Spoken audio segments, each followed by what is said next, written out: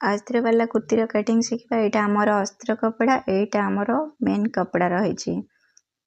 तो प्रथमे मु मेन कपड़ा रे कटिंग करी। अस्त्र कपड़ा को एठारे धोईकी आयरन करके नेबे जेहेतु सूता अस्त्र रही। कपड़ा को चारि परस्त करनेली। दुईटा पार्ट एका संगे बाहरिबो। घेर अनुसार चौड़ा पकेबा, नहीं तो हिप अनुसार आमे चौड़ा रे कपड़ा बिछेबा। एटा हमर लंबा मार्किंग, एटा कांध काख लंब समान रहिबो।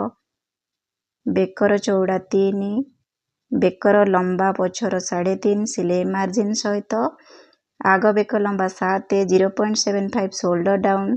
सिलाई मार्जिन छाड़ी की कांधठू देखंतु लंबा रे हमर रहिबो अंटा लंब 14, हिप लंब 20।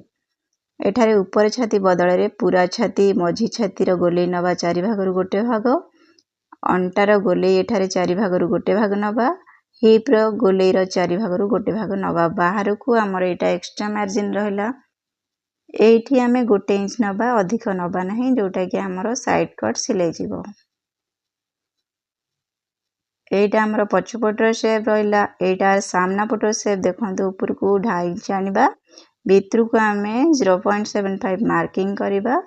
एई भली भाबरे आमे शेप दबा, जोटा कि फ्रंट शेप रहइबो। एई हिसाब रे आमे कुर्ती को कटिंग करनबा।